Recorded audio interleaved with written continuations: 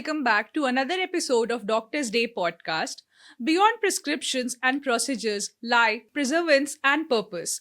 Let's hear from another dedicated hand behind the stethoscope, Dr. Shivika Gupta, fertility specialist. We are honored to welcome Dr. Shivika Gupta, a dedicated fertility specialist known for her compassionate care and cutting edge reproductive treatments, helping countless females achieve their dream of parenthood.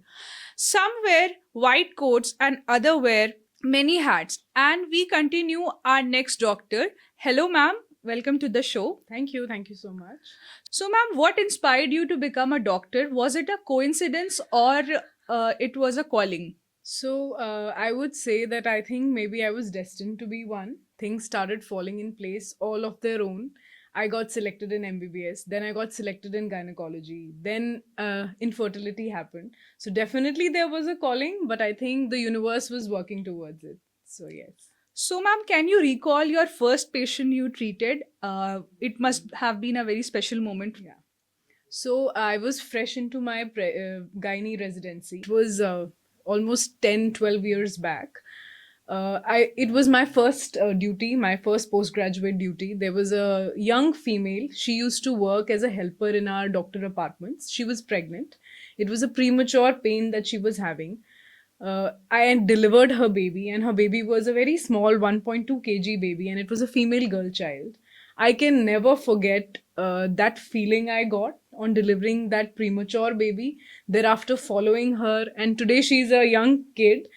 And then is when I realized, that this is beyond just treating patients. And I still remember that delivery, and it's very exciting. Yeah. So, ma'am, since today is Doctor's Day, first of all, a very happy Doctor's Day so to much. you. Thank you. So, ma'am, what Doctor's Day means to you personally? See, being a doctor, you realize that this is not just a profession. Okay, there is a lot of privilege that you have, and a lot of responsibility of somebody's health, their fears and their hopes on you. You are responsible for shaping somebody's life. So it comes with a lot of stories and a lot of moments. Some moments are going to be joyful moments like when we hear a baby's heartbeat on the ultrasound, and there can be also moments which are going to be very heavy on us when we see patients not being pregnant, seeing that negative, UPT kits. So both moments are the ones that put an impression on your heart. So Doctor's Day is not just about a day to celebrate. It tells us that there's a lot of privilege and responsibility that we have. So, ma'am, how do you balance compassion and clinical objectivity in your daily practices? Okay, so any medical practice, any doctor's practice has to be driven by evidence-based medicine. Okay, that is the clinical objectivity. I would say that is the anchor. आप practice कर रहे हो, so that has to be based on facts, no biases, no assumptions. And compassion is the bridge between the doctor and the patient. Okay, so whatever care you are giving, clinical objectivity makes sure that it is safe, and compassion makes sure that it is human. So it both has to be incorporated in your practice. So, ma'am, what are the most misunderstood aspects of reproductive health that you encounter? Many, so many. The very basic being menstrual hygiene, the concept of menstruation. Still, it is a taboo. People don't talk about it. Women are in so unhygienic conditions.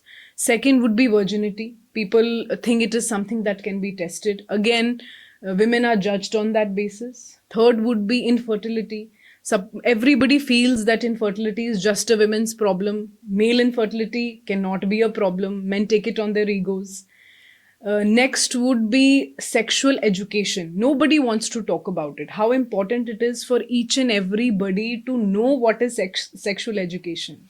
With India, with such a large population, rural population, without education, it's very unfortunate. Our youth is misguided. I mean, they tend to be misguided if they don't have the right information. So, ma'am, how do you view the progress of India's maternal health outcomes in recent years? So, back in 2000, the maternal mortality rate was very high. It was 130. Present day, by 2023, it has gone down to 80. India has made a tremendous progress in that. I would say that that so many schemes relating to mother and child health, that are relating to women health are there. Institutional delivery, people are more aware about the pregnancy journey. They're more aware about how to take care of themselves during pregnancy and even after pregnancy. Children are getting more access to the hospital care. That's why the MMR, or the maternal mortality rate, has significantly gone down, and India has done a very good job in decreasing this rate. So, ma'am, what's one big breakthrough or advancement in gynecology that excites you today? Okay, so I will talk about my field for sure. Being a fertility specialist, what really excites me is the incorporation of artificial intelligence in our branch, in our field.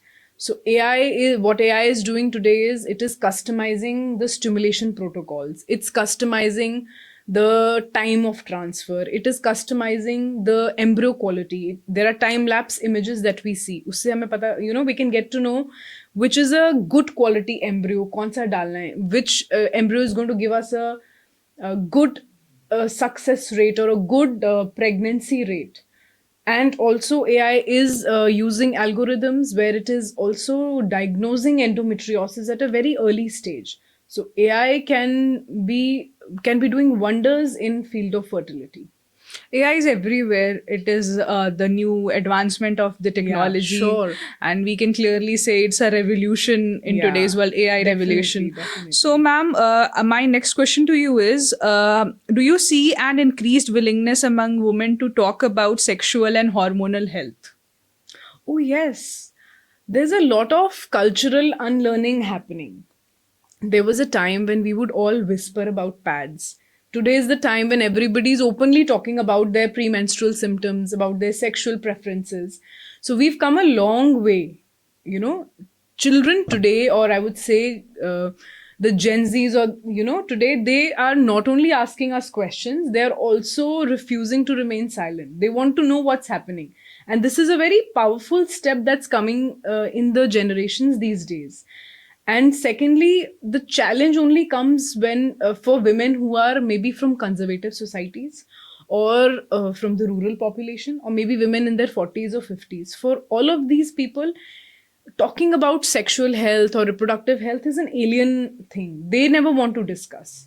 If we talk about our future generations, they are upfront and they are discussing all their preferences.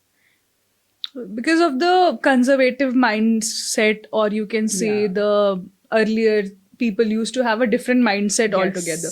So yeah, Gen Z or the new generation, they are very Yeah. open. They're very open and they're asking us questions. They want to know what's going around their health, the sexual reproductive system, and which is a very powerful change, I must say.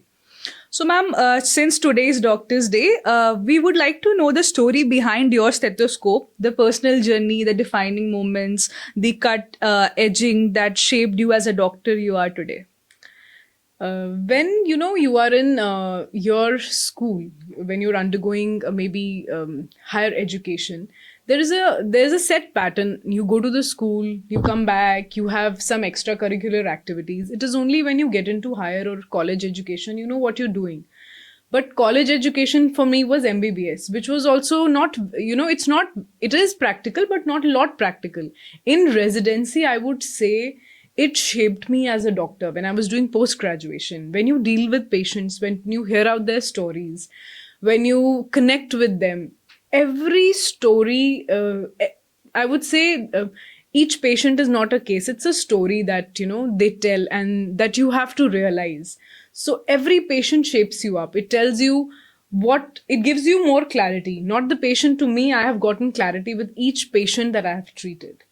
So the journey has been incredible, and the more I practice, the more I realize that, I think I'm made for this, and this is my passion and my calling. So, ma'am, one message you would like to give to the young professionals, especially women who are entering into this field through our channel? As women doctors, I would say we have a lot of power to get straight heart up with the patients, because women as it is are very nurturing and very warm. So it is very important for us to realize what we want to do in our lives and just go for it. Like a journey, it should be about your own self growth and how you can just escalate yourself on your journey. And if you are choosing up to be doctors, especially gynecologists, the world is for you, I would say.